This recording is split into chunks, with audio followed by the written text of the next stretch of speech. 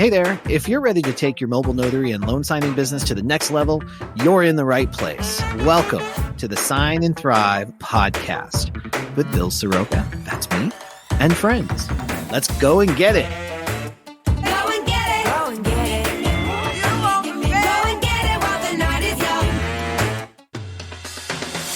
Hey everyone, as you're going out and getting it, remember that time is money. If you want to save 15 minutes per appointment and still stay in compliance and best practice standards for your notary journal, check out the Notary eJournal by Jurat Inc. It's designed to help improve your workflow and efficiency, and it allows you to capture signatures and fingerprints digitally right on your phone or tablet. This is the journal of the future.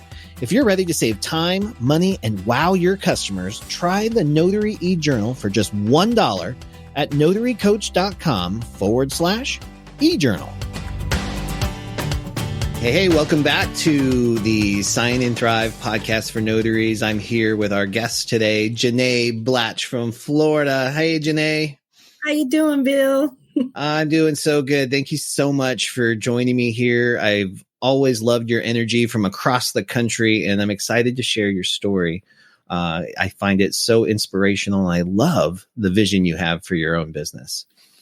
Awesome. I'm excited to be here. I was very excited about the invite, and I've followed you on Notary Titans and Sign and Thrive. I'm just excited to be able to share with you. Well, you do such great sharing too. I can tell you're very independent. You've got your own ideas for what you want to create, and you know how to go to mentors, resources to find the information you need to weave it into your own vision. And then, and I think this is a key element of success, is you reach back and you share that. You know, here's what I did to make this work. I heard this, and this is how I applied it. And I think that's so critically important. So thank you for that. Yeah, and you know how we tend to kick off these conversations with notaries, though. I love a good origin story, and I'm always so curious. Why did you become a notary? How did that show up in your life? Well, it's actually a crazy story, and I'm sure everybody says that, but I have such a robust background of jobs, which actually has helped me become a better notary. But I heard about a notary signing agent. I mean, we all know what notary publics are, or at least we think we know. And I'm a former educator in the school system. I was a guidance counselor in my last position in the school system. And one of my teacher friends that I met and who had become a very good friend of mine shared with me how he was doing loan signing work on the side. And he and his wife actually paid off their mortgage early, and they're young, like myself and my husband. And they shared with us how he did that. And I was like, okay. And so it tweaked my interest. But at that time, it wasn't a season for me, because at that point I was a stay-at-home mom. In February, when I was pregnant with my last child, my daughter, I was placed on bed rest, and I was a guidance counselor at the time. And I got sent home on bed rest. And then after that, my daughter was born with a rare genetic disorder. So that prompted us to make a decision in my home, my husband and I, to be stay-at-home mom. And so I was a stay-at-home mom for 4 years, because I had 2 other younger children. So right now their ages 7, 6, and soon to be 5, my daughter. Wow. So it's been 5 years that I have been out of since I left that job. I hadn't gone back. But I was still technically on the job, right? I had that safety net because I was on leave. And then with my daughter, I was on medical leave with her because of her condition. And I had not made the transition to say yes, yay or nay, whether I'm going back or not. Notary changed that for me. But that's where I was. I never really got into loan signing or anything like that. But fast forward to pandemic, I'm still a stay-at-home mom. My husband works in the restaurant industry. So we all know what happened there. Yeah. He was home for 6 months. So here we are, March 2020, and he's home. And it's like, okay, I've been home for 4 years. Tag me in. Let me do something. So it's like, what can I do? And I kind of went with, I've always been an entrepreneur. Like, from a very, very young age. I've always been selling something. Like I found an opportunity, created a solution, and made some money. So it's always been in me. So I just was starting to think about all these things that I could do and all the ideas I've had over this 4 years of stay-at-home mom. I did a home bakery. I started looking into life insurance. So many things I could do. I designed t-shirts and custom gear. So I was doing some of that. And then I saw the notary. So I watched a few YouTube videos, chose a training. And I told my husband that night, I was like, I can do this. I can do it. I had no idea people actually made this kind of money because I was thinking, oh, he did it like $10 a stamp. Like, can't really make money with that, right? Like so many people who think the same.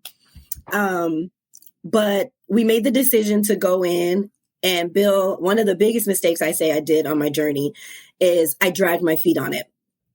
I recognized the opportunity. I got my commission in May 2020, but I was spread thin because I was trying to do so many different things and not really sure about it. I just dragged my feet on my training. And one night in July, this is from May. So July 2020, I was taking out my hair. I had braids in my hair and I was taking out my hair. I was up until 3:00 in the morning. I said, you know what? I'm just going to take this quiz. I binge watched all of the training videos and took the course at the test at 3:00 in the morning. And I was like, what the heck? Let's try it. And I passed. And even after that, I was like, oh, now I got the certificate. Now what? What? Yep. So I'm going through all the steps, getting E&O and buying my equipment and all these things. Still hadn't had my first signing until September 29th. And I'm calling around. It was one night I was calling around all these signing services, really to get your phone ringing. Like, no, once you get your certificate, people aren't going to just start calling you, right? You got to do the work. So I'm calling around and I called one of my notary buddies. And listen, that was one of the key things in the beginning, having a community. And it was just 2 or 3 of us that were new. We found each other on a Zoom. And we were all in Florida, and so we just started helping each other out. I learned something new. We talked. We'd send that information out, being a resource. And so I called one of my notary buddies, and I was like, "Man, I haven't gotten my first signing." I called all these people, and she said, "Hey, try this company. They seem pretty open." And so I called them because they weren't on my list, and they said, "No, we don't have anything, but you can call every day." If you like. And I was like, okay, don't tell me that because I'm persistent. That's one of my, main characteristics. So they didn't have anything. And then they called me. They called me back saying, hey, we have something. And I got so excited. I'm running around my house crazy, like to my husband. I'm like, oh my God, I got my first. And then I realized my printer is not even set up yet. You were not ready for yes. I was not ready for yes. But nothing like that pressure to make you ready, right? Yeah, you get there fast. You get there really fast. And I tend to work better under pressure, apparently. But what happened was that signing ended up getting canceled. It was a little bit of a bummer. But here we go. It was like 8:00 at night now, Eastern time. The same company calls me back. Sorry, this one got canceled. But we have another one for tonight. And I was like, what? My first signing, it's late at night. I had already started working on my printer. I called one of my other notary buddies and we got it together because I had a Mac at the time and it wasn't working well with my printer. But anyway, we got that figured out.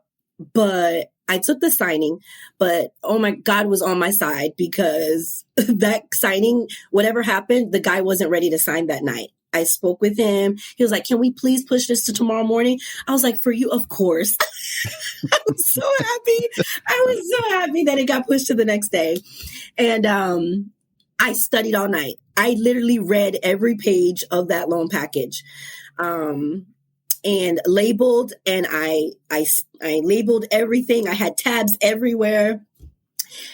Got to the first signing, Bill, September 29th. The guy was an attorney, very nice, very personable. And that part, even though I had nerves, I'll tell you a little bit about my background.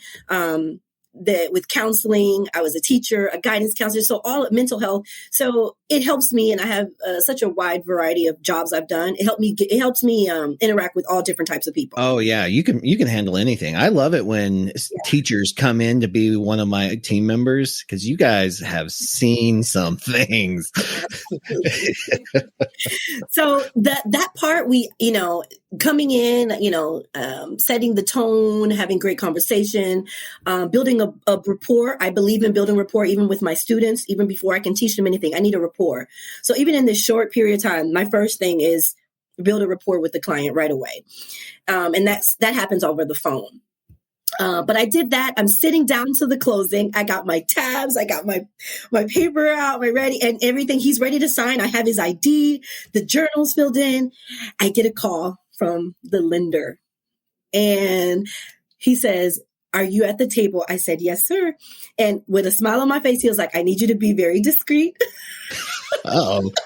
I'm like, oh my God, I'm freaking out inside. And one thing about me is my dream is to be an actress. I love acting. I've never really done it, but it's helped me. I put on my game face. And, Academy Award goes to Janae. Right? Yeah, let's speak that one into existence, right? But yeah, so he says, "I need you to be very discreet, but the entire package has to be redone." And apparently there was we never know the process that these people are going to when we get to the table, right? And there was a lot of issues with this particular closing. And now, so this was like another thing on the list. And so he's like, "Just be very careful in how you say it.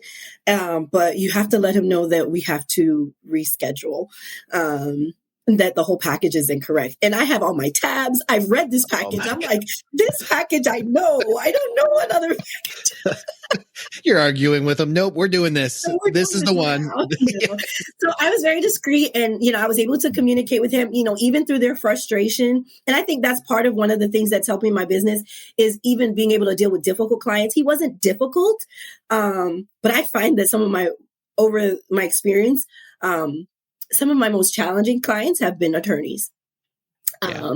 And he argued with me in the beginning a little bit about about his signature, because they insisted on telling me, the signature, had to be as printed. And I said, whatever, your signature is, I didn't know the right wording because this was my first closing.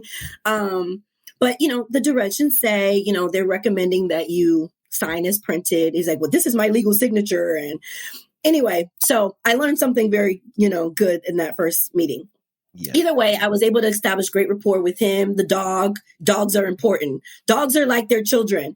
So I talk to their dogs. I'm an animal person. So I was talking to the dog and I said, "I'll see you a little bit later," whatever the dog's name was. And got great rapport, left. And I'm staying in this area, driving around and waiting for docs just so that I don't leave the area. And apparently, thank God that the lender was local. So, and this was this was still in the very beginning of all the craziness in real estate at that time. And the lender was like, "Just come to my office. I'll call you when the docs are ready." He called me finally later. Hours later. And I come to the office. He was like, "Okay, go ahead and print the documents." He's in another place. He doesn't know me from Adam. He doesn't know me from anybody. He's like, "Oh, there's computers over there. Go print the docs." It was crazy. That's pretty crazy for your first signing. That's stressful. I was like, if I can get through this, after that, I was like, everything's cake. Yeah, exactly. After that, holy I'm cow. in this chaotic office, printing out, trying to figure out their equipment. I've worked in offices. I've worked since I was 14. So I'm familiar with office equipment. And so I was able to, work my way around, find out where their paper was. I'm filling copy machines. I'm doing all this stuff like I worked there. Got my documents and I headed to the closing and it went smoothly. I had no tabs. I didn't have time to review this one. So it was, go time. And it went great. And I got paid twice. I got paid for I got paid, I think the signing service gave me 50% of the first closing for showing up, it being, not being able to do it, and then to go back the full fee. Yeah. So it was pretty good for my first signing. That's how I got started. Holy cow.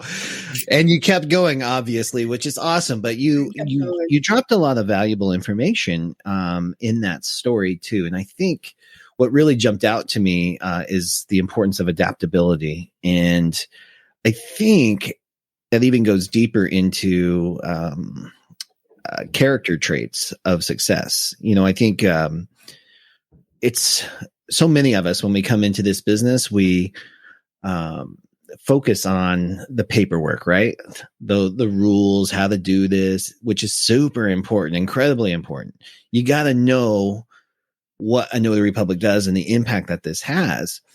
But knowing how to sign, date, and stamp a piece of paper only gets you so far. The resiliency that you've developed through your portfolio career, as Sandra Long calls it, right? And I have one too, because she helped me. I'm a multi-potentialite, so I got jobs. If anybody asked me for my job history, yeah.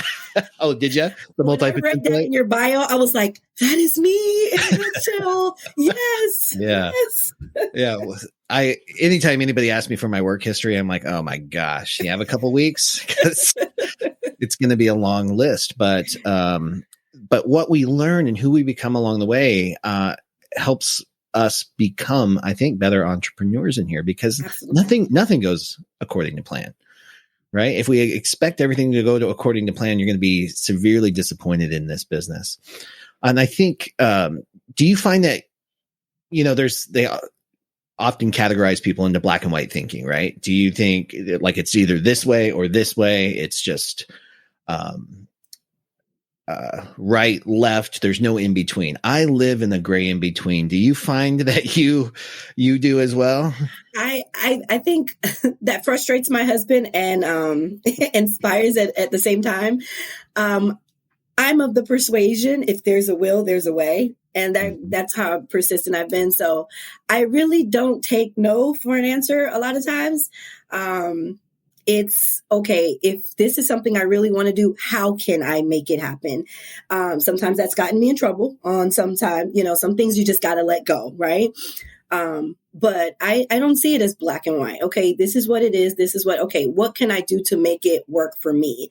And if there's a will, if your will and your why is strong enough, then there's a way that will come out of that. And that's actually, I missed the biggest part of my story was the why. Yeah, I was just, that's perfect. Let's go into that. I'm so glad you brought it up, because you got to have something that gets you out of bed when things don't go right, right? Yes. So remember I said I dragged my feet about the notary thing. I was doing so many things. Well, after 6 months, within that time, in 2020, my husband hadn't called him back to work. And we had already had a paid vacation already set up, as so many people had already had plans that were canceled in 2020. And I was like, you know what? They were opening things up. Florida was a pretty open state anyway. You were leading the way there. We were leading the way. And I was like, you know what? Let's go. We're still open. Let's go take the kids on vacation, get out of this house. And so we had planned a vacation. The kids were so excited. We had announced it to them. We made sure that he called his job the day before. He was like, is anything happening? And they're like, no, nothing. As soon as we made the vacation, told the kids, Bill, the next day, his manager called and said, the mayor opened up the restaurants and we are not bringing back all of our staff, but we want to bring you back. And he was newer. He had just transitioned recently into this, but he's the best at what he does in hospitality. My husband is excellent. And so they're like, we have one position and we want you to have it. Oh. And we were like, yes, right? We were like, great. And I was like, can we start next week? And the manager said to him, and I'm on speakerphone, so I'm standing there next to him hearing this news, and I'm looking at him. He was like, the manager said to him, "You've had 6 months of vacation." Ooh. He's like, we had just planned our family. We were honest, told him what was happening. He was like, you've had 6 months of vacation, like pandemic is vacation for anyone. And he said, it's either do you want the job or not? So like the tone changed. And I can imagine they were under a lot of stress in their industry and whatever. But that did something to me, Bill, on the inside. And I looked at my husband, knowing our situation, because he was the only income. We went from a 2-income household to when I came home with my daughter and became stay-at-home mom to a 1-income household to now 0. So that decision to say, I looked at him, I was like, you know what, just take it. Just take it, But inside I was saying, you won't be there for long. I had made that up in my mind, in my heart. And maybe that was, some people say very prideful, or very, I don't know, maybe it was petty. In some senses, I don't know, but I had made it up in my heart that no one's going to tell us when we can and not can take our kids on vacation. So we had to now tell our children vacation was canceled because daddy has to go back to work now. And that was tough. So my why was huge. So even after I had my first signing in September, I decided to go full time in October. Like I went all the way in. I set up my mobile office. We put in the full investment, not just the investment in the training, but we went all in.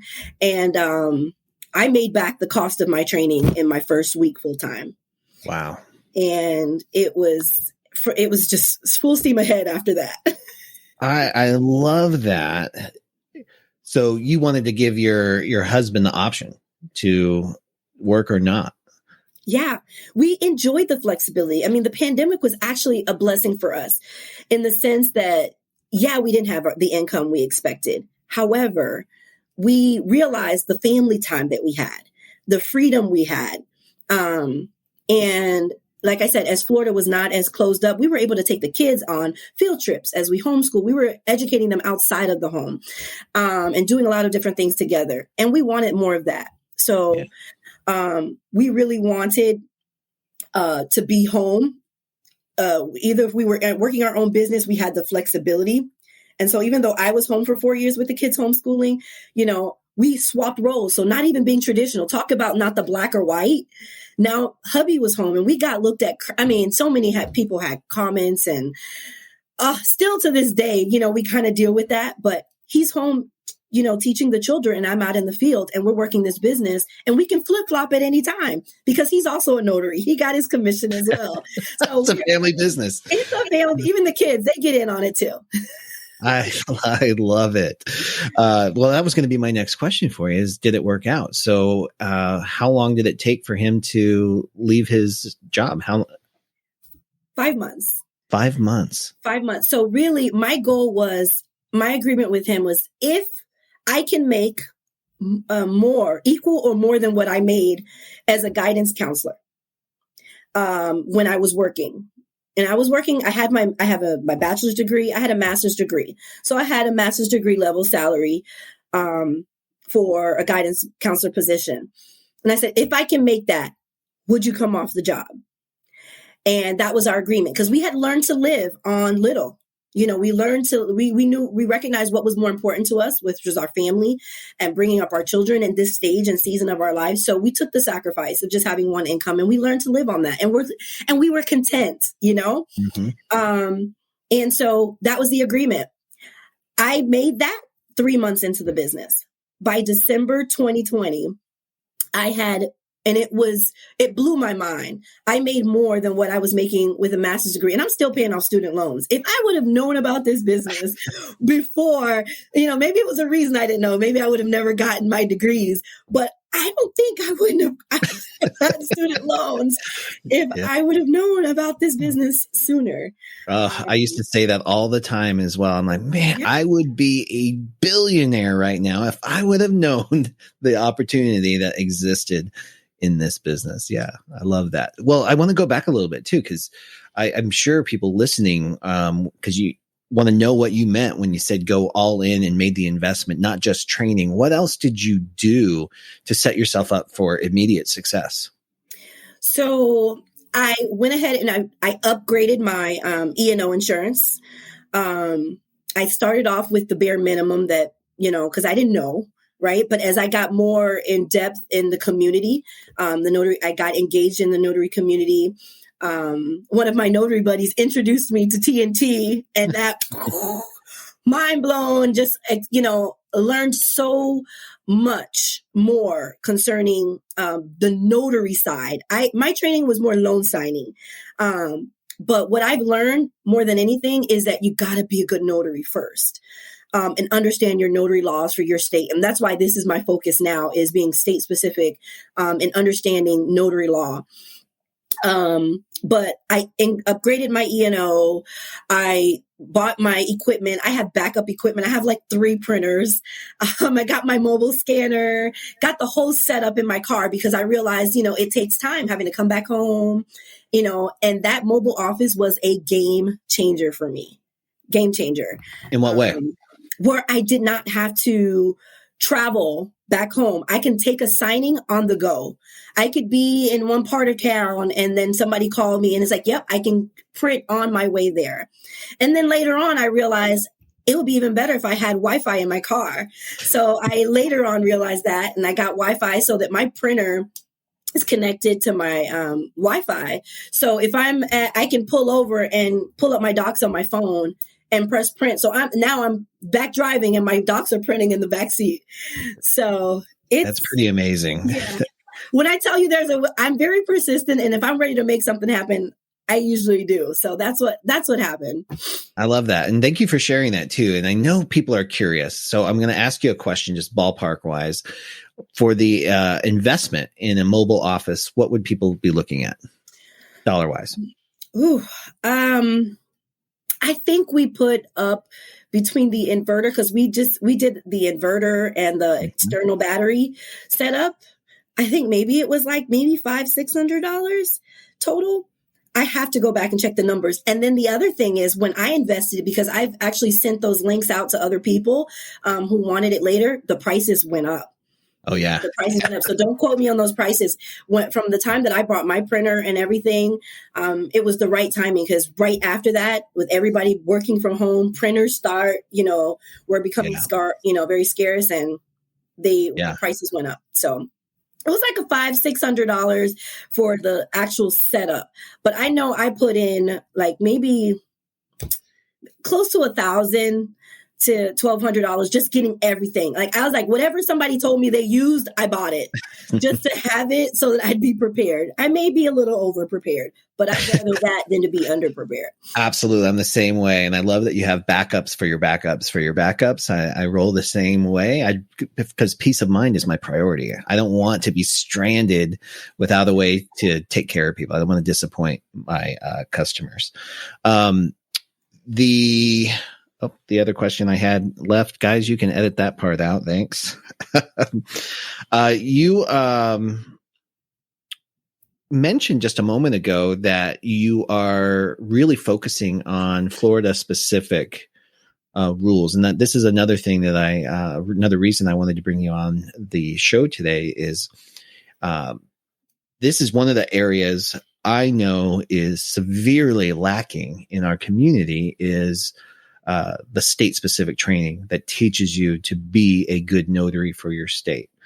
And even the state training, even some of the national organizations that provide training, it's good, but it doesn't go deep enough. So I've been saying this for years, that this industry is ripe for innovation. And this is one of those innovating factors. If you can teach people in your state to be a better notary, to really honor this role that we play as the last line of defense against mortgage and identity theft, right?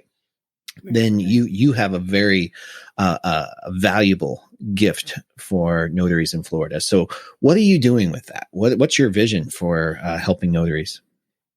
Well, with that, I'm actually developing a school for notaries specifically for Florida. I've had so many people that have reached out to me from other states, and I love to be a resource. So I will send them out to different ones, and I help them as much as I can. But I recognize the value because my training that I had was on the West Coast, and all the documents that I got trained on are West Coast. And when I started getting documents, or mainly Florida documents, they were different. So it gave me a basis to start at, but I had to kind of learn along the way specifics for the state. And so taking that experience and now being able to relate that with my gift. And I would say this is more like a calling, teaching. It's my gift. I love teaching. I teach in everything that I do. I can't even help it. You don't even have to ask me, and I'm teaching. And so using that to now help others in the state understand their notary law. Like, what can we do that other states can't do? Or what kind of documents are you going to see in our state? What are our witness requirements? Because what I find, Bill, and it's so shocking sometimes, I know we've had this conversation before, is even title companies, which as a new notary, you're expecting, hey, tell me what you want, tell me to do, and I'll do it. A lot of times they don't know. I've been in situations, especially realtors, that I work with lots of realtors, and they'll be the first ones to tell you, we have no idea what you're doing. We don't know your documents. So I actually have done realtor training. I know I've gone into brokerages, and I do, for new realtors, I will do like a quarterly Zoom training on what to expect. I call it Notary Table Talk, Realtor Edition. So really kind of the closing table talk, Realtor Edition, to where I just kind of talk to them, explain to them what to expect at the closing table. I mean, it kind of relieves their nerves too, because they have no clue what I'm doing. But that's helped. I love that. Can we just talk about that for a second? Because I think that is, it's a way of adding value to clearly good partners in this business in the first place. But I mean, how many times have you been in a closing and you, for a jurat, go to put the signer under oath, and then the real estate agent's like, "What? I've never seen this before." Yes. Used to hear it all the time. So you can kind of set the expectation, like, here's how it's supposed to be done, right? Yeah, I hear that all the time. I've had investors who do this, who are sitting at these closings constantly, who says, the journal. They've never pulled, like, what is this journal you're bringing out? Like, what is this document? This is my notary journal. It's standard. And I've never seen this. And I said, well, it's not required in Florida, but it is recommended for good notaries will have a journal. And they're like, well, I guess I've never had a good notary because I've never signed this journal. I had an appointment the other day with a mortgage officer who was refinancing his home. And he was like, what is this? And I gave him like the best practices about the date. How should I date? Something as simple as the date. I've never had to date this way, or I've never had to do this. And like, there's certain things that even there are people within this real estate industry who's a part of these transactions that don't know our stuff as the notary. Yep. So my plight that I've taken on is really to teach notaries to know what you're doing, what is compliant for you, because they'll tell you, oh, yes, I can take that ID. That ID is fine. Oh, he doesn't have to have junior. That's okay. We'll do an affidavit. It's like, no, I need that. I have to be able to tell them, as the notary, in order for me to notarize these documents, in order for me to do this, this is what I need. And so now I have like kind of my clients are conditioned to know, okay, Janae, what do you need? What do you need to have for the client? Let me know so I can make sure I communicate that to, and I usually say, no problem. Just give me their contact information. Let me take that off your plate. I'll do that. I'm huge on customer service, Bill. That's my top. Over knowing documents, my motto is exceptional service every time. So I'm big on customer service. I'm that person. I am that person that will call corporate office when I get bad service. That's me, guilty as charged. And I'm also that person that will call corporate office to say, I had exceptional service. This person delivered great service to me. And I've done that several times. And it's shocked people when I've asked let me see your manager. Is your manager here? And they think they're in trouble. And there's my acting again. I keep the straight face. I need to talk to your manager. And then they'll get their manager and they're all scared. And I let them know this employee just went above and beyond with great service. And I make sure they know that. I come from a background of HR as well. So I know two things. I know how to hit a company where it hurts, where it makes an impact. And I also know how to help, where a company needs services.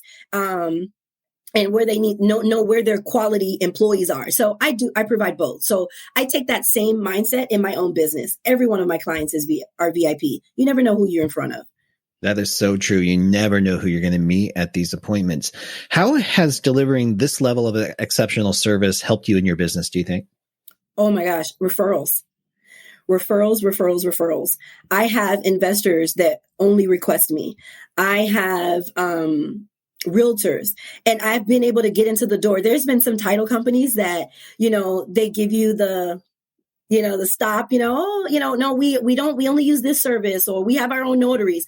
No problem. If you ever need me, no problem. But then a realtor requests me and I find out it's that title company that didn't want me before. And now they're using me because the real estate agent that's their client and they want to make them happy. So this client, our client requested you, where's your information? And now they start working with me and like, oh, you're amazing. And then now they're my client. You just need that foot in the door, right? That's it. That's it. I always say that. I've said that all, and I if I can get in front of someone, I'm not the best writer, even though my teachers would say otherwise. I don't like writing. I've been told you need to write a book. I don't want to write a book. Give me an audio. Let me record it. I'll talk all day, but I don't like to write it down. So even with my resume, sitting down to do my resume and all that, I was like, that's hard for me. I'll get it done. But if you put me in front of somebody in an interview, there's never been an interview that I have not passed. Whether I accepted the job or not is different, but there's never been an interview because that's my background. I can read people, I can read the atmosphere, and I can, pivot based on the energy that I'm getting and their facial expressions. I study nonverbals. So that helps me a lot. So yeah, it's really helped me with referrals. How do you create more of those opportunities? How do you get in front of more people? How do you make it happen? So one of those things was, I told you, the real estate trainings that I do complimentary. I just offered that to a brokerage and say, hey, let me, cause I've noticed a lot of your realtors, may not understand this side, would you like, and they need training, they're trying to fill their calendar. So I was like, of course, they're like, hey, we'll plug you in.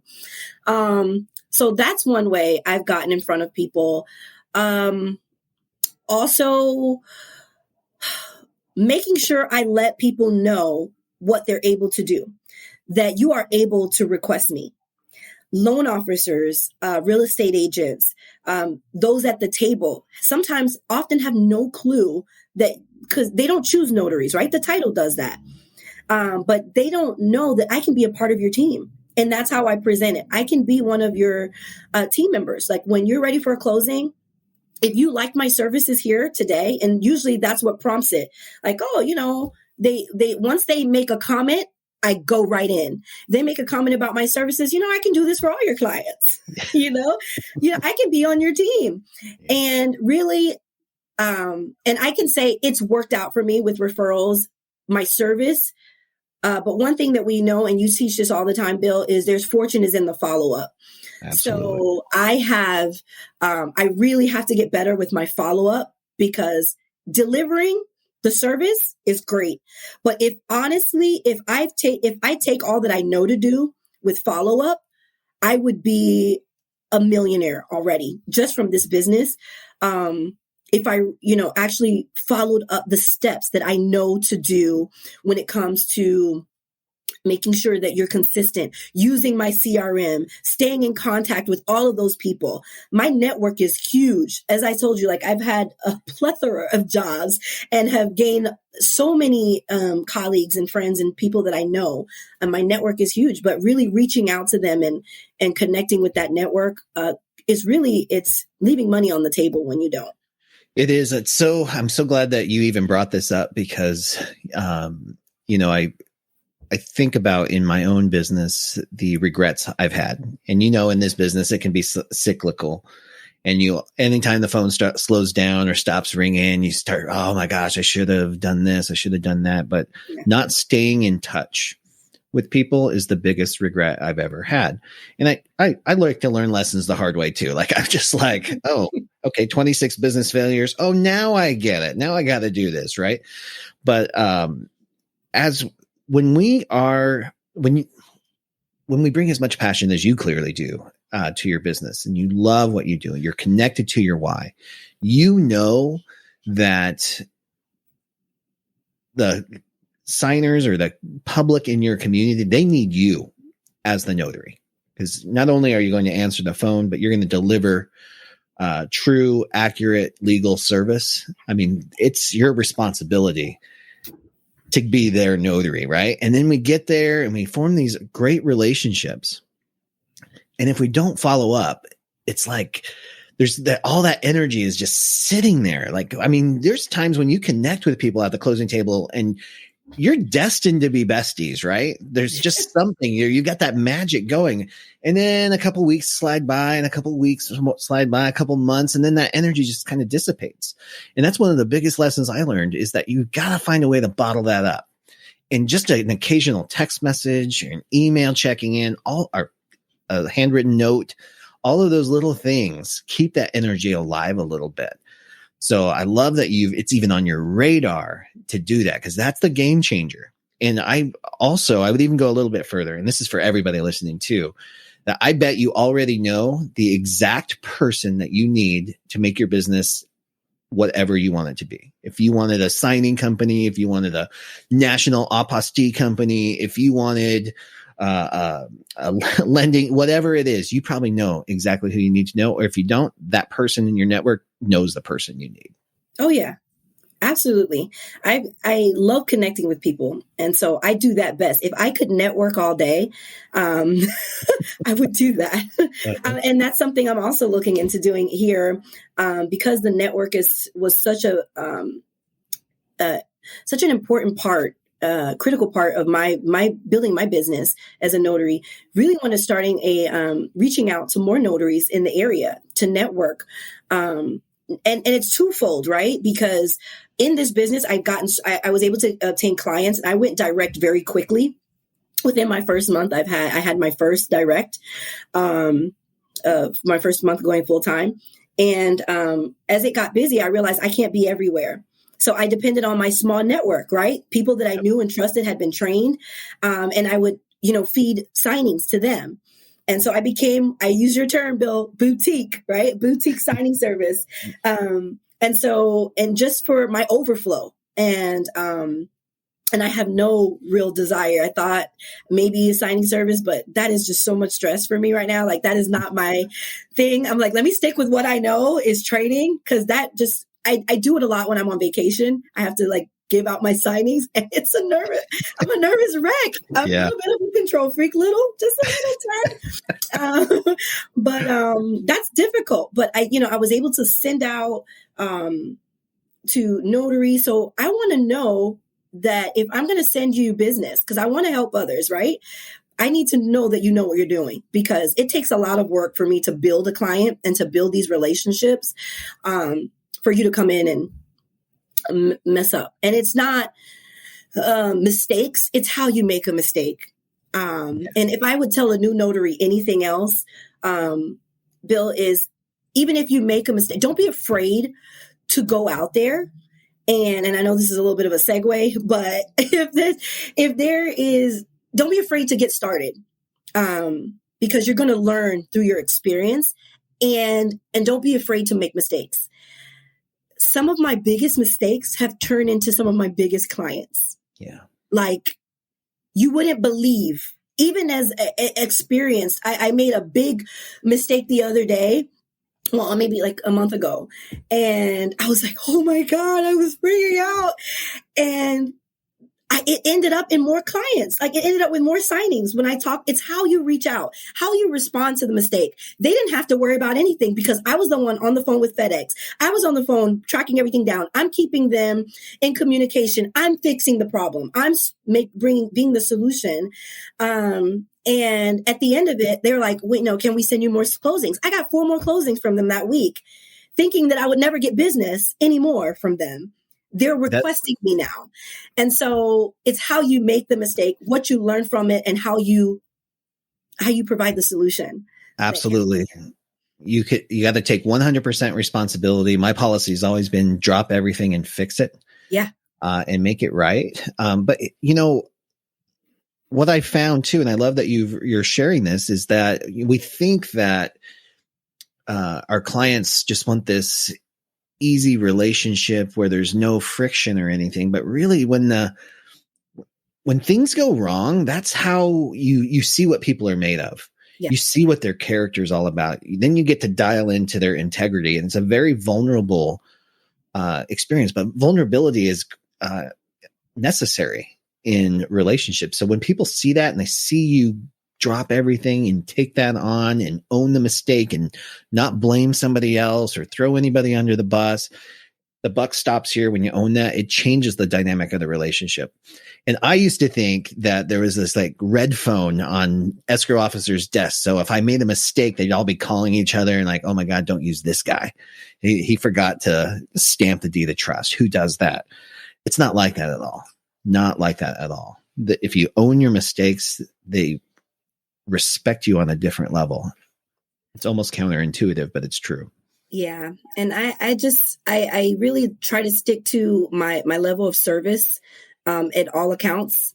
If this was, I have certain clients that call me. I was like, Janae, I have a VIP client. I need you to handle this. No, not one of your notaries. I need you to handle this. And I'm like, I treat every one of my clients like VIP. That's how you know that I can handle your VIPs, Yeah.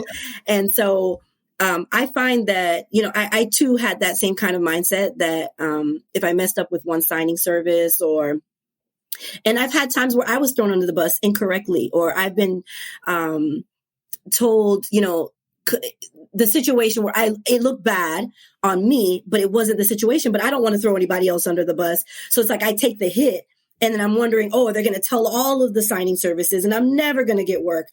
And that's not true. And I've come to the understanding that what is for me is for me. The doors that the Lord opens for me, nobody can shut them. The relationships that I've built, if it's a real, true, authentic relationship, nobody can take that away. So I don't depend on other people to help build my business. It's my character, my service, what I do, that my work is going to speak for me. I love that philosophy. Now, as this has been an incredible conversation. I'm loving this. I feel like I could talk to you all morning, but there's just a couple of questions that I had for Florida specifically necessary. Well, not even Florida specific, I guess. I'm just curious about the services that you provide. Obviously, you've got your specialty in general notary work. You got your loan signings. Are you adapting to remote online notarization? Is that something you're excited about or not? Yes. Okay. So I have mixed feelings about Ron, right? So I think ahead, right? So when I first got my commission, I heard about Ron. It was still very new. So when I got my commission, I worked with the company that I went in Florida. There's certain companies that you worked with to do your commission. And so I arranged with them, like, listen, I want my E&O. I want to pay upfront for my Ron class and my Ron E&O policy and my Ron. There's another one. We had to have, there's Ron specific that you needed for, I think it was E&O. And so at the time, I didn't know much about Ron. I was like, I just want that in my back pocket. So they worked out a deal with me, even in my package. So I've had it from the jump, Bill, like from the beginning. But I went full force loan signing in person. I love being in person. Even with my training, yes, I'm setting it up online as well. But I love in-person training. Even with teaching, I get the feel from being in people's presence. And so I love in-person signings. But I'm set up for Ron. We have to be able to have that as a pivot. You never know when the world shut down and things were shut down, there were people who were still making great money because they had their Ron set up. And so I have it. I finally got my certificate. I finally made time to go ahead and take the course. I'm set up. I just need to get my seal. But I haven't done my first Ron yet because I'm still out in the field and working now more so on training and doing one-on-one mentorships. So I'm excited about it because I want to get out there and try new things and adding things to my business. With Ron, I want to get into apostille. I've invested in all the training. Like if Sign and Thrive was not enough, like I can binge train. Like I got all the trainings, right? Yeah. And then if that wasn't, I mean, NBB in itself, oh my God. Like there's a ton of content there. Yeah. There's tons of content. So I know there's so much that I can do. I have learned that I have to, like in the beginning where I wasn't successful as a notary because I was trying to do too much. I know that I have to, just kind of concentrate on one area at a time. So I haven't, even though I have all these things at my disposal because I have the training, I have the network, I have to focus. So I'm focusing right now on my state specific training, but I'm excited about Ron and adding that. I want to add fingerprinting. I'm working on that as well. And as a wedding officiant, I gotta say, with this energy that you bring and the love of being around people and in person, how does wedding officiant? Because in Florida, you can solemnize weddings. Like that's part of your acts. And you can blow that thing up to all kinds of different levels too. So is it on your radar? It is definitely on my radar and on my business plan, because here's how all my experience comes into play with this. And I love that about there's so much potential with being a notary. My husband and I also have a nonprofit. We work with married couples. So having something where I can implement this training and then now we can marry you. And we're both also in ministry. So in the state of Florida, I can officiate weddings as a minister as well. But incorporating this in our business, being able to incorporate now premarital counseling as a service and also married. And I just love working with couples anyway. So I have not done my first wedding yet. I did get contacted about one yesterday, but then I started calling one of my notary buddies, and we started going back and forth on compliance with the Florida license. And it's exciting. It's like you love it and hate it at the same time. If only everything was just standard across the board, but it's like notary law says this, but this form says this, even though this is how everybody does it. And this is how it's always been done, but it's not compliant. It's, so having those conversations are exciting because you get to dig deeper into something that, we love this work. But there's a love-hate relationship with that kind of thing. But yeah. But it's nice to have somebody that you can geek out because what are you going to do? Who else are you going to talk to? Yes. Nobody your best friend? You're like, let me talk about notary compliance. Do you mind if I just vent for a minute? No. Yeah. You start losing friends in a hurry. My notary buddy, and I know you know her as well, Michelle. Yeah. She's amazing. And I'm like, we go back and forth. What do you think about this? What do you think about this? And it's great to have that. That person or that community that you can talk to and dig deeper with, geek out.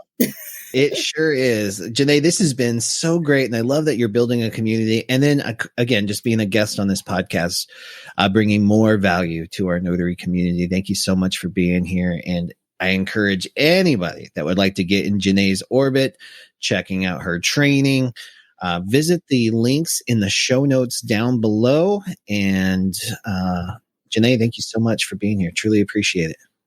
Oh, thank you, Bill. Thank you so much. I'm very grateful for this industry, very grateful for your expertise, your training, your mentorship, your willingness to give freely. And it's encouraged me even in my training, even though we're able to monetize, right? And we have to understand our value, and you helped me understand that. Your example of giving helps me to know to give back and to freely give back to the notary community.